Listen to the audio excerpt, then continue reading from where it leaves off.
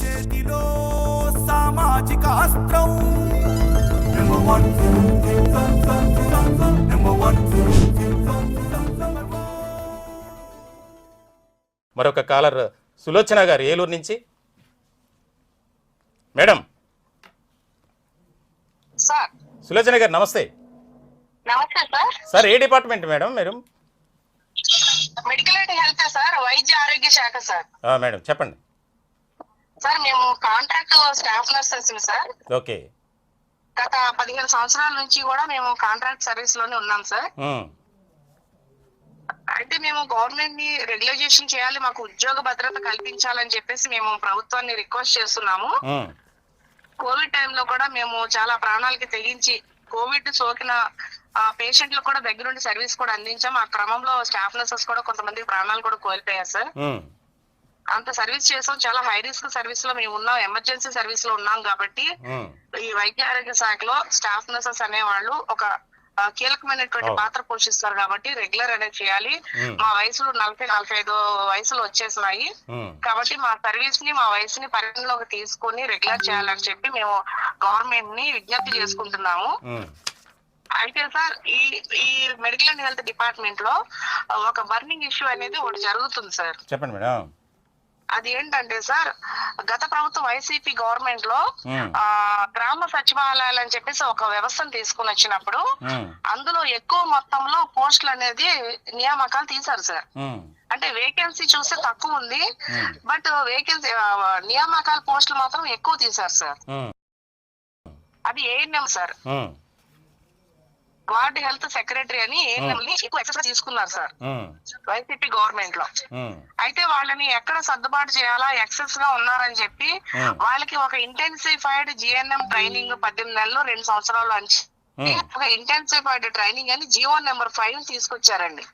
దానికి జియో నెంబర్ 5 అని పెట్టారు సార్. మేము అప్పుడే ఆ జియో నెంబర్ 5 వచ్చినప్పుడు మేము దాన్ని అపోజ్ చేసాం సార్.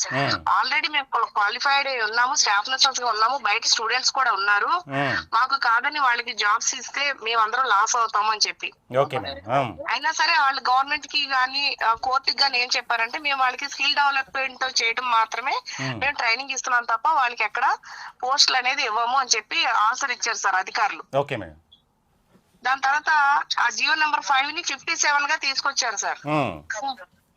ఆ 57 కూడా ప్రాసెస్ అదే సార్. అంటే వీళ్ళకి ట్రైనింగ్ పూర్తయింది కాబట్టి వీళ్ళని అక్కడ వర్క్ అడ్జస్ట్మెంట్ కి చేసుకుందాము పిఎస్సిస్ లో అని చెప్పేసి సార్.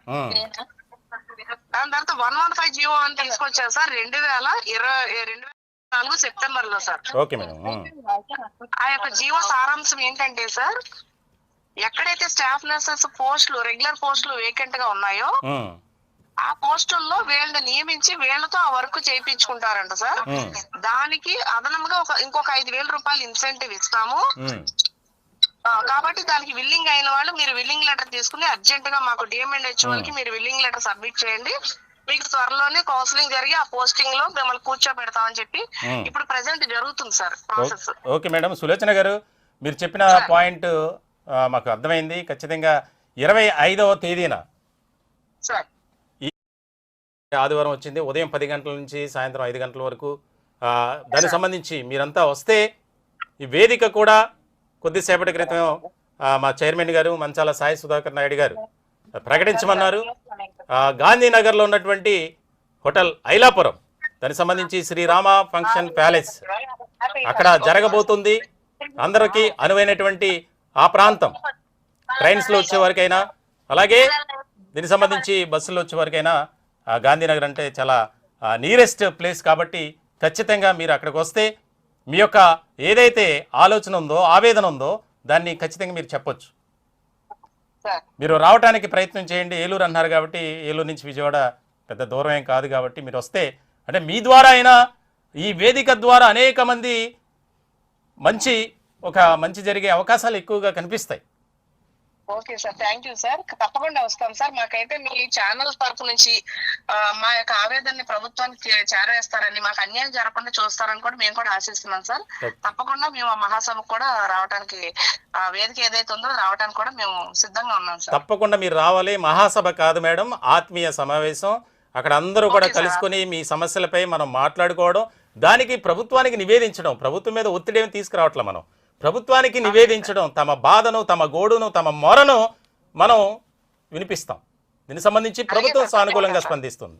థ్యాంక్ యూ సులోచన గారు. సమావేశానికి వస్తాం sir. Thank you sir. Thank you madam, thank you.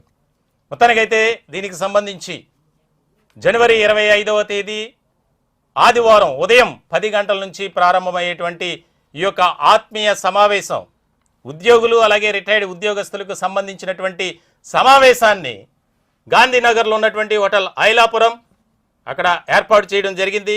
Srirama function palace అక్కడ ఆత్మీయ సమావేశానికి సంబంధించి ఏర్పాట్లు మేము చేయబోతున్నాం. ఖచ్చితంగా మీరందరూ రావాల్సినటువంటి అవసరం ఉంది.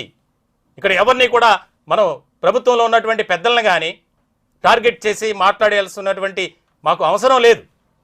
దానికి సంబంధించి మీ ఆవేదనను ఛానల్ ద్వారా ఆ సమావేశంలో లైవ్ ద్వారా తెలియచేయటమే మా